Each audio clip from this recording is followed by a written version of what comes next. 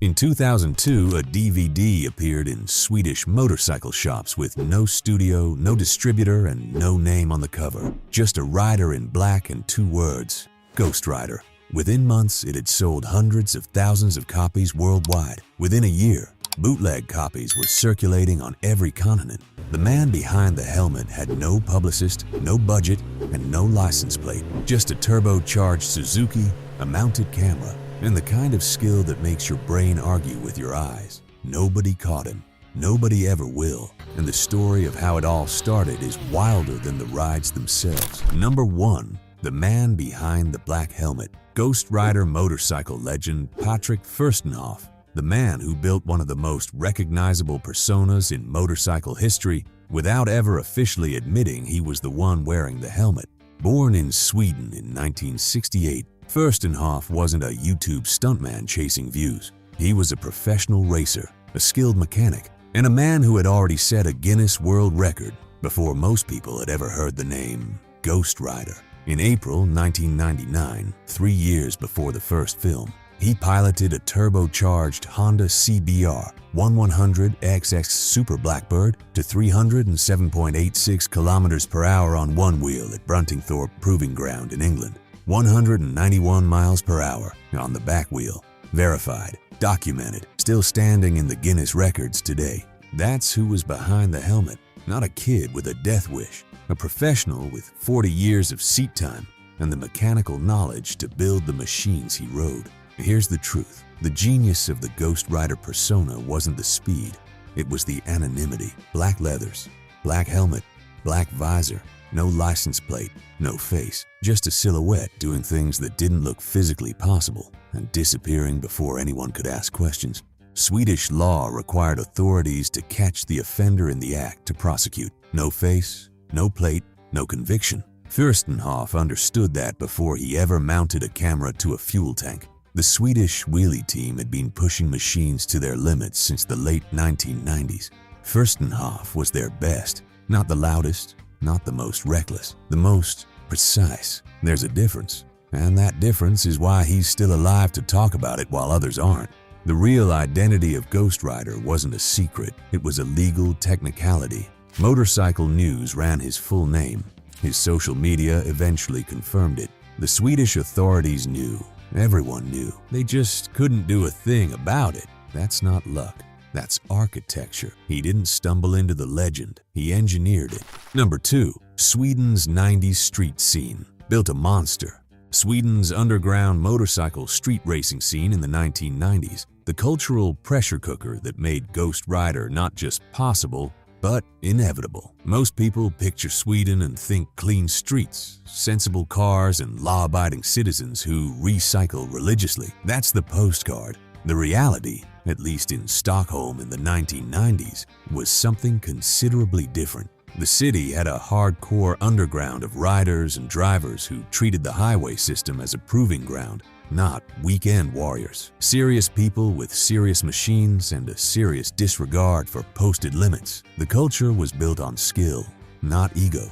You earned your place in it, or you didn't last. Into this world came a video called Getaway in Stockholm, a car-based chase film that went viral before viral was even a word. It claimed to show real police pursuits through the Swedish capital. It spread through the community like wildfire. Riders watched it, talked about it, passed it around. Furstenhoff watched it too. Here's the kicker. He wasn't impressed. In his own words, later confirmed in a Slits magazine interview, he called it out directly. The policeman was a bodybuilder with baggy pants. The roads were empty. The chases were staged. It wasn't real. That reaction tells you everything about who Furstenhoff was. Most people watch something impressive and feel inspired. He watched something fraudulent and felt insulted. Swedish street racing culture in the 1990s didn't just produce GhostRider, it handed him a reason. Getaway in Stockholm was the gauntlet. The GhostRider films were the response, not a tribute, a correction. He didn't set out to become a legend. He set out to show a city full of serious riders what real actually looked like. The roads were there. The machines were there. The skill was already built. All it needed was someone angry enough to point a camera at it. That someone had been in the making for 30 years. Number 3. the Swedish wheelie crew that forged him.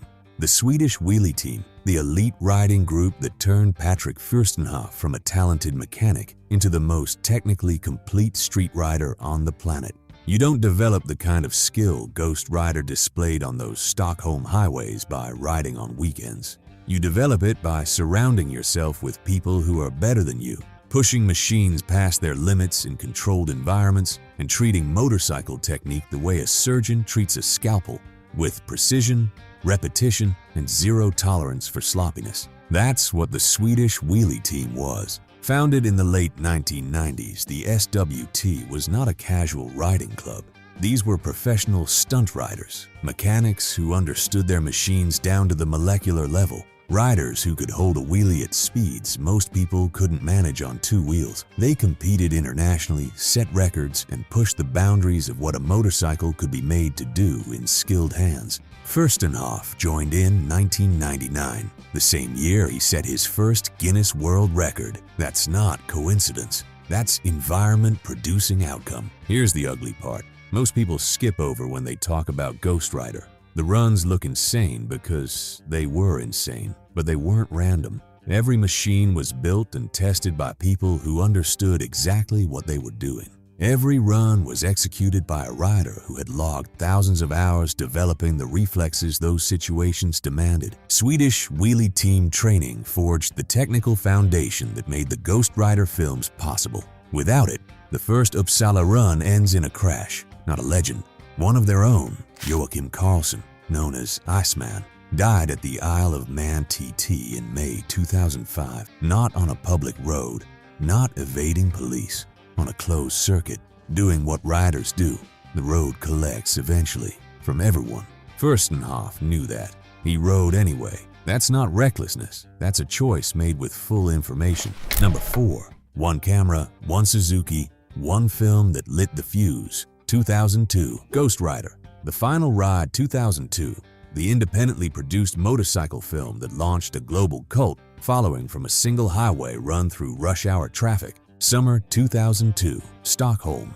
A stock Suzuki GSXR 1000 with a basic Sony camera zip-tied to the fuel tank. No crew, no budget, no safety net. One rider in black with a plan that was equal parts brilliant and completely insane. The E4 motorway connects Stockholm to Uppsala, 68 kilometers of Swedish highway. Normal drivers cover it in roughly 45 minutes. Furstenhoff covered it in 14 minutes and 55 seconds. Average speed, 273 kilometers per hour through rush hour traffic, with cars swerving, trucks drifting lanes, and a camera capturing every near miss in unblinking point-of-view detail.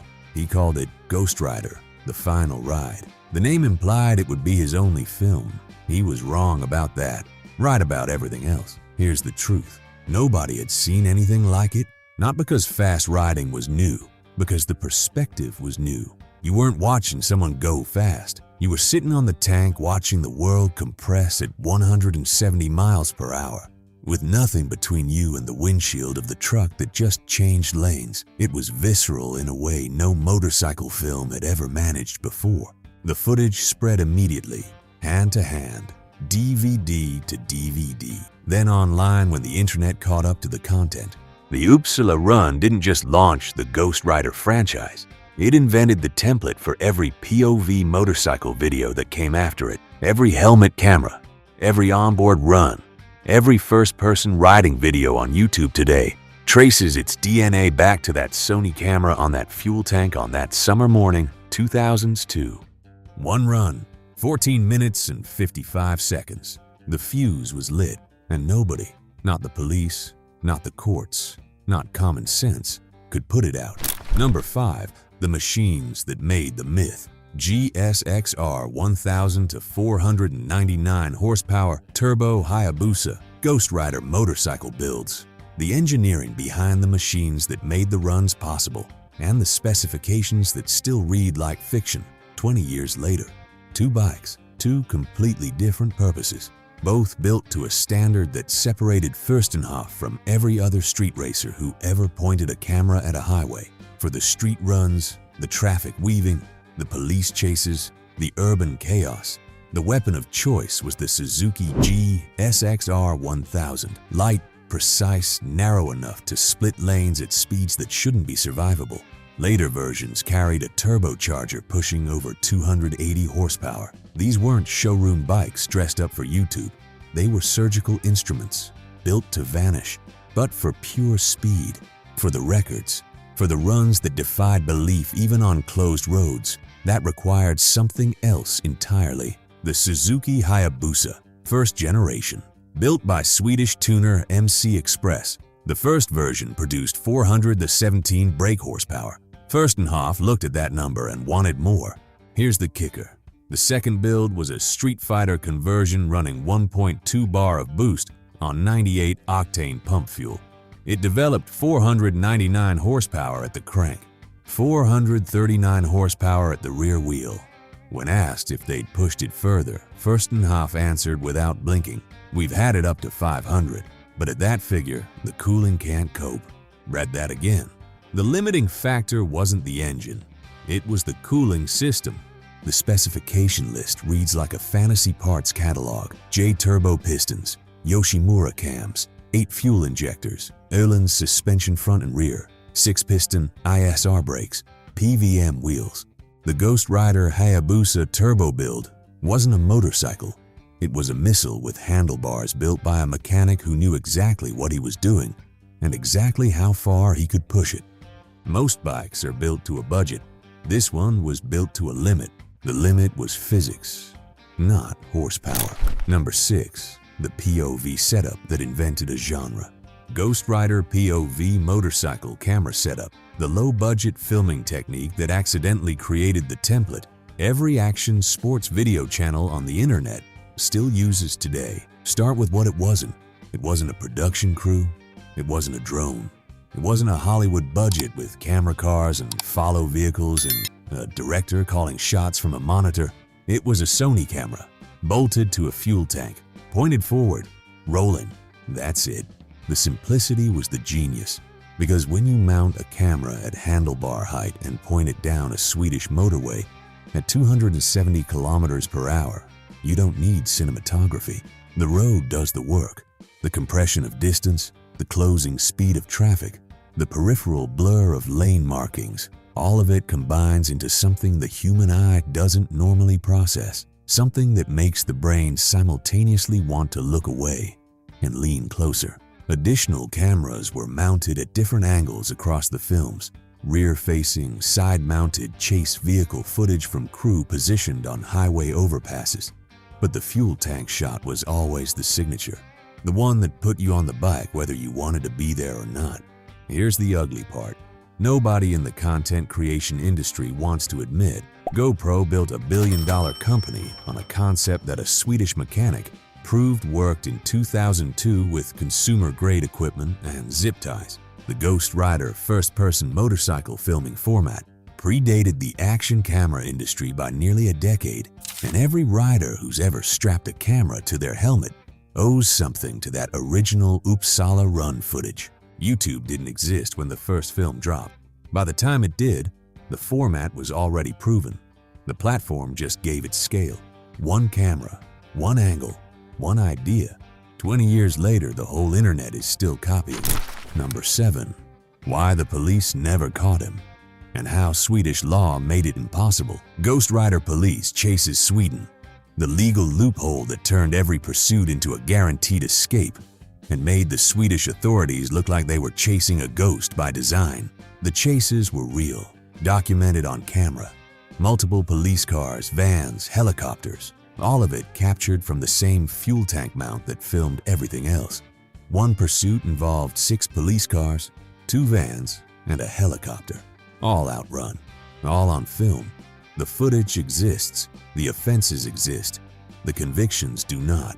Here's why. Swedish traffic law at the time required authorities to apprehend the offender in the act, to secure a prosecution, not identify them later, not match them to video evidence, catch them in the moment, on the road, no license plate, no face, black leathers, black helmet, black visor, a silhouette traveling at speeds the pursuit vehicles couldn't match. By the time a roadblock was organized, he was already gone. By the time the footage was reviewed, there was nothing actionable in it. Furstenhoff didn't stumble onto this loophole. He understood it before he started filming. The anonymity wasn't vanity. It was a legal strategy. Here's the kicker. The most insane chase in the entire series wasn't on a motorcycle at all. In Back to Basics, he led multiple police vehicles through Stockholm in a 350-horsepower Subaru Impreza STI. Police attempted to ram him. Patrol cars crashed during the pursuit. Officers came head-on trying to force a stop. He drove away. Swedish motorcycle outlaw legal immunity wasn't accidental. It was engineered by a man who understood the law better than the officers trying to enforce it against him. Hundreds of documented offenses, 0 convictions. The mask worked because the system required them to pull it off in real time. They never got close enough. Number 8. The films that turned chaos into legend. GhostRider motorcycle film series. 6 independently produced DVDs that built a global underground franchise without a studio, a distributor, or a single frame of legal footage. 6 films, no studio, no distributor, no marketing budget beyond word of mouth, and a community of riders who understood immediately what they were looking at, each one escalating the scope, the speed, and the audacity of what came before. The final ride launched it in 2002, Stockholm to Uppsala, the run that started everything.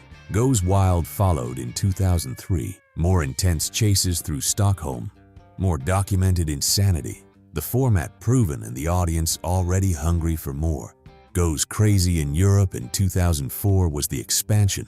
The footage crossed borders for the first time. Paris, the Netherlands, Germany, the Périphérique run in Paris. 9 minutes and 57 seconds around the French capital's notorious ring road was a deliberate tribute to Le Prince Noir, the legendary French street racer who ran the same circuit in 11 minutes and 4 seconds back in 1989. Furstenhoff didn't just match the legend, he erased it by 2 minutes. Goes Undercover in 2005 introduced the turbocharged GSX-R 1000 K5, pushing over 280 horsepower. Back to Basics arrived in 2008 after significant delays. A damaged master tape, reported reshoots in Spain, and a world that had changed considerably since the first film dropped. Here's the ugly part. Piracy nearly killed the franchise. Bootleg copies circulated faster than legitimate sales could keep up with. Films that should have generated significant revenue were being copied and distributed freely across the internet before most buyers even knew they existed. The GhostRider DVD series built its legend partly because of piracy, not despite it. Every bootleg copy was free marketing reaching a rider somewhere who would spend the next decade talking about what they saw. GhostRider 6.66 arrived eventually. Documented speeds on public roads reaching 360 kilometers per hour, over 220 miles per hour, in traffic. Number 9. The one-wheel speed record that nobody believed was real. GhostRider Wheelie World Record. The documented, verified, Guinness-certified achievement that silenced every skeptic who thought the street footage was exaggerated or staged. There are 2 records. Most people only know about one. April 1999, Bruntingthorpe Proving Ground, Leicestershire, England, 3 years before the first film, before the Black Helmet, before anyone outside the Swedish motorcycle community had heard the name GhostRider. Furstenhoff piloted a turbocharged Honda CBR 1100XX Super Blackbird to 307.86 kilometers per hour on the rear wheel, 191 miles per hour, one wheel, measured, witnessed, submitted, verified by Guinness. That record still stands today. Then came the Hayabusa in 2006, Elvington Airfield, Yorkshire, the 499 horsepower turbocharged build that MC Express had engineered to the absolute edge of what cooling systems could survive. Furstenhoff took it to 215 miles per hour on one wheel, breaking his own record by 14 miles per hour, a margin that isn't an improvement, It's a statement. Here's the truth. In an interview before the Elvington attempt, he told Motorcycle News exactly what it cost him physically. His neck was in pain for weeks after the previous record. Everything hurt. He was older. He knew it. He went anyway. Faster. The GhostRider wheelie speed records weren't stunts. They were the verified, documented proof that what appeared impossible in the street footage was being performed by someone operating at the absolute outer limit of human and mechanical capability. Skeptics who claimed the runs were staged, the speeds exaggerated, the footage manipulated. The Guinness records answered all of it without a single word of argument. You can fake a street video. You cannot fake a Guinness World Record. 2 records, same rider, same obsession, different machines. Nobody has touched either of them. The road doesn't lie. Neither does the Guinness Book. Number 10. The identity leak. Everyone believes, but nobody can prove. GhostRider real identity. Patrik Furstenhoff. The open secret that the entire motorcycle world accepted as fact while Swedish law rendered it legally meaningless. By 2005, it was barely a secret. Slits magazine ran a piece describing the rider as a foreign stunt rider. Approaching 40 years old, Motorcycle News went further, publishing the name Patrik Furstenhoff directly alongside coverage of his world wheelie speed record. The connection was explicit. The evidence was circumstantial. The legal situation was unchanged. Nobody could prove it in a courtroom. Here's how the identification actually happened. Not through investigation, not through police work, through the wheelie record. When Furstenhoff broke the world wheelie speed record at Elvington in 2006, Motorcycle News covered the event using his full name, the riding style, the machines, the Swedish wheelie team connection, the turbocharged Hayabusa. Everything matched. The motorcycle community connected the dots in about 48 hours. Furstenhoff never confirmed it, never denied it either. His social media accounts eventually made the association explicit without ever issuing a formal statement. His Instagram tagline, 4 words that answered every question without answering anything, reads simply, "Only copies have died." Here's the ugly. Swedish law didn't care what Motorcycle News published, didn't care what the internet believed, didn't care what the motorcycle community knew with absolute certainty. Without being caught in the act, without a face on camera, without a license plate, published identity was legally worthless. The real identity of GhostRider was simultaneously the most open secret in motorcycle culture and the most legally untouchable truth in Swedish traffic law history. The authorities knew, the media knew, the fans knew. The law required none of that to matter. He built a persona so legally airtight that knowing his name changed absolutely nothing. That's not a coincidence. That's engineering. Number 11. The death rumors that refused to die, and the one that was real. GhostRider death rumors. The persistent myths that circulated for decades, and the single real tragedy that gave them just enough credibility to keep spreading. The rumors started almost as soon as the films did. Someone always knew someone who knew someone who had heard that GhostRider had finally gone too far, crashed on a highway outside Stockholm, died in a police chase, killed on the Autobahn during a high-speed run that went wrong. The stories spread across forums, across riding groups, across the early internet with the kind of conviction that only completely unverifiable information travels with. Every single one of them was false. But here's where it gets complicated. The Swedish wheelie team wasn't just Furstenhoff. There were others, assistants, camera operators, associated riders who appeared in the films or worked behind the scenes. One of them was Joachim Karlsson, known in the community as Iceman, connected to the SWT and to the GhostRider productions in ways that blurred the lines between who was who to outside observers. Joachim Karlsson died at the Isle of Man TT in May 2005, not on a public road, not evading police, not during an illegal run, on one of the most dangerous closed circuits in the world, doing exactly what riders at the Isle of Man do. The road collected, the way it eventually collects from everyone who pushes hard enough for long enough. Here's the ugly part. His death fed the rumors because people conflated the two men. GhostRider associated, Swedish Wheelie team, died on a motorcycle. The details got compressed and the legend got darker. GhostRider death hoax history is a masterclass in how mythology operates.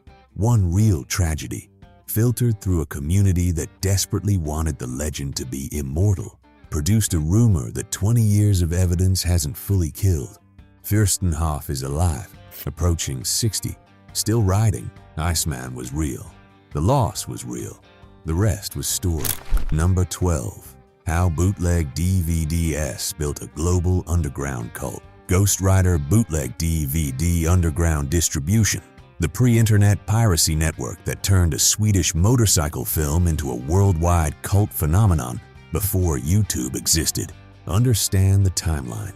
The first film dropped in 2002. YouTube launched in 2005. For 3 years, the only way to see GhostRider footage was to get your hands on a physical disc.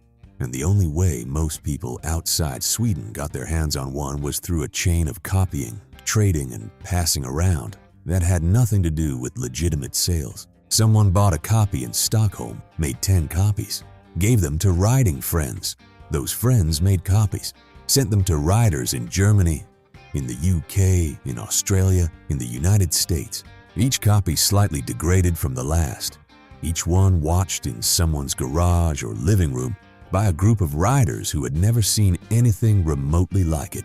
That's how cults are built, not through marketing, through scarcity and word of mouth, and the particular electricity of showing someone something they cannot believe is real. Here's the truth.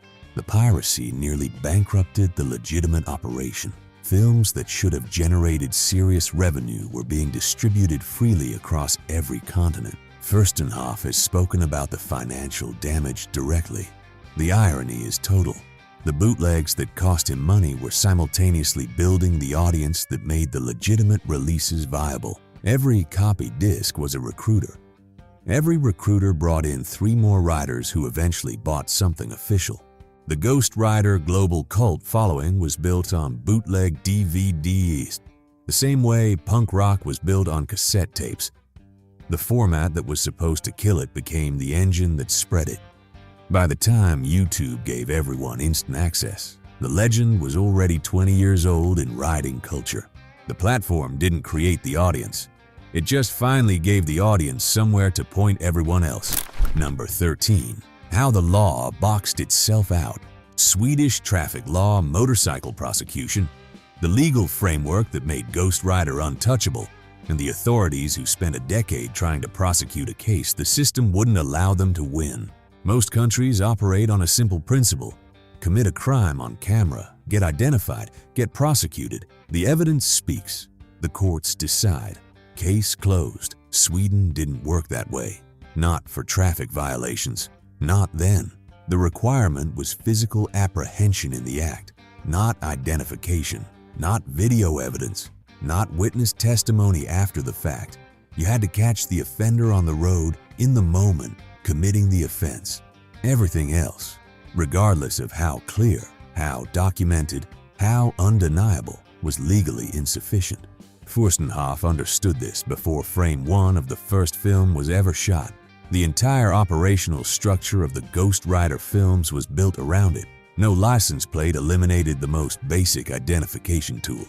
Full face coverage eliminated visual identification. Speed eliminated physical apprehension. 3 problems, 3 solutions, applied simultaneously, every single run. Here's the kicker.